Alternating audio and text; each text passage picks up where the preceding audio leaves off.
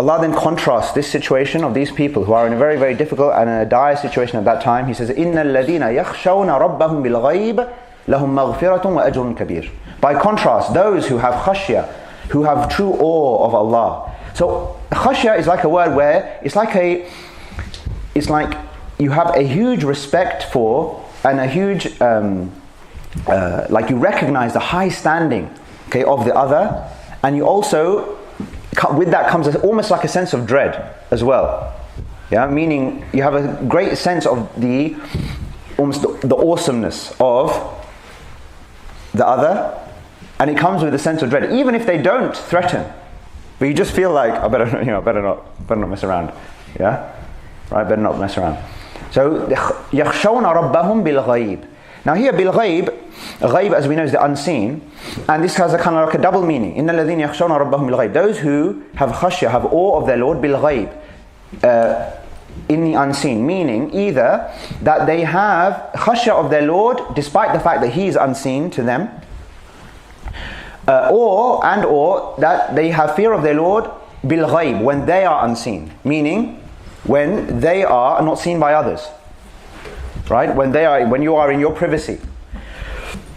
When we are in our own private spaces, in our homes, the reality, you can test or measure the extent, okay, if you want to think about what is the reality of my faith, the reality of my iman, the reality of my good character, okay, it is in the spaces that you are most comfortable that you should then see how you are. Because all of us are very good in public on putting on pretenses. Yeah? Even children sometimes in public, like they behave, you think, well, they're so angelic, right, in this situation. When you go home, they're complete monsters, like we don't know what happened to them. Yeah? Right?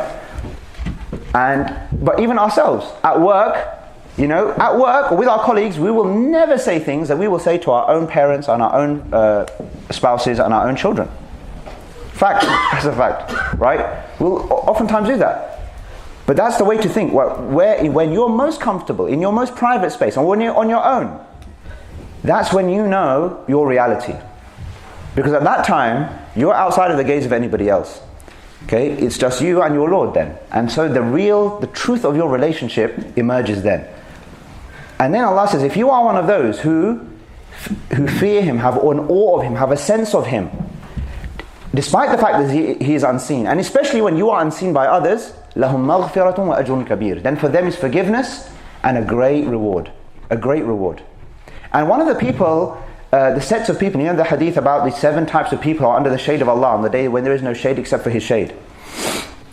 And one of them is the one who remembers Allah in private and his eyes shed tears. It is the most amazing blessing. The most amazing blessing. If in complete private, in your privacy, you can remember Allah, think about all the blessings He's given you. Think about everything, think about His amazingness. Think about the hereafter. Think about these things. Reflect on them. And just you shed a tear out of the remembrance of Allah. Right? It's not about showing anyone at that time. Okay? It's not getting emotional because of the crowd and all of the rest of it. No. It's just real. It's just real. It's just real. And it's especially real because in your privacy you could have done anything. Right? You could have done anything. And nowadays, of course, temptations and all sorts of terrible things that you can get up to, everything, all evil is at the click of a button, literally.